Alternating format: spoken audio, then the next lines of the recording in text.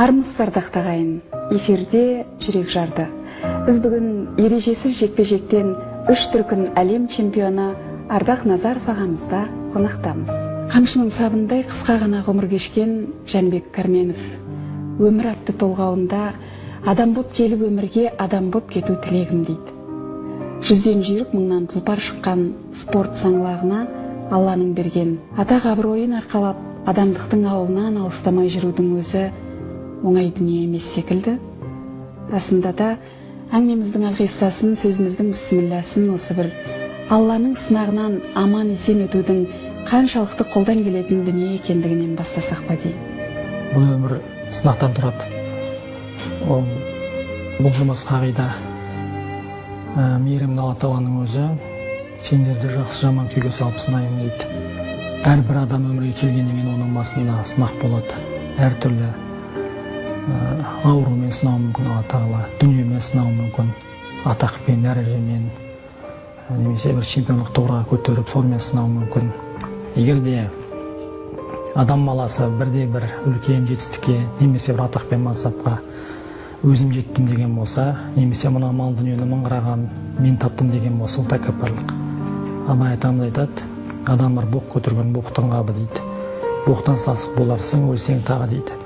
Менімен сен тең бе деп мақтанасың, білімсіздік белгісі сол баяғы дейді. Шын мәнінде адам баласы өзінің қайдан келгенін білу керек, кім екенін білу керек. Бізге беймәлім спорт деген әлем өзі қандай әлем? Ең алғаш спортқа келген кезде жағдайымызды түзейік, ата-анамызға көмектесейік деген мақсатпен келгем. Шындығы солай. Артынан еріп келе жатқан 5 бауырыма бір тірек болып, оларды оқытып, өзім жетпеген жетістікке солар жетсе екен, өзім оқымаған оқуда солар оқыса екен деген мақсатпен спортқа келем. Бірақ кейінде әлемдік додаларға шыққан кезде сенің жеңісің қазақ халқының қуанышы екенін түсіндім. Жалпы біздің мойнымызда қазақтың жүгі, сол жүкті көтеру әр азаматты парыз екенін түсіндім.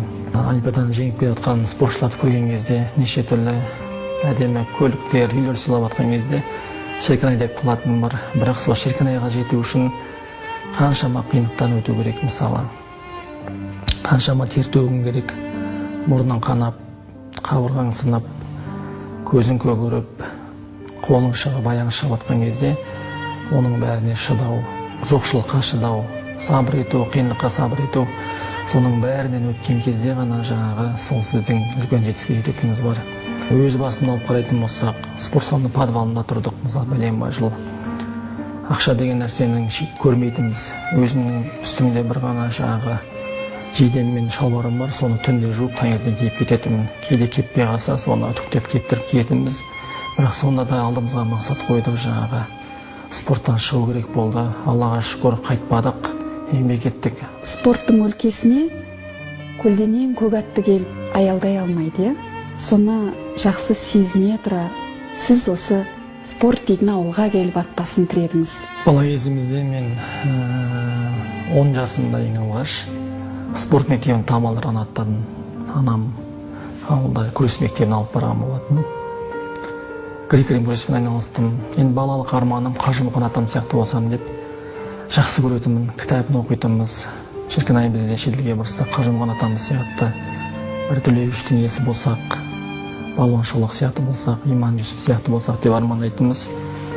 Кейін деп Алматы қаласына келгеннен кейін спорттың әрбір түрімен айналыстық. Jiu-jitsuмен, тай-бокспен, одан кейін барып осы ережесіз жекпе-жекке шығу менің 98-нен бастап арманым бола бастады. Неге десеңіз, сол замандарда Америкада жаңағы UFC тұжырымының алғаш жарыстары өтіп жатты. Соларды көріп қызығушылық пайда болды.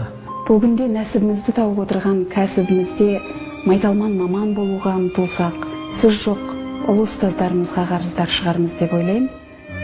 Сан салалы спортты таңдағаныңызда мүмкін сіздің шәкірттік шамшырағыңыздың жануына себепкер болған адамдар деп ерекше басып айтатын тұлғалар болса мархабат.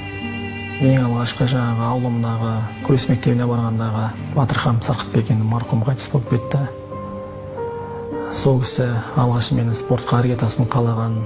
Кейін де Алматы қаласына келгеннен кейін Жетісқали Бөкес деген ағамыз дзюдоның тренері, сол кісіде болдым 2 жыл.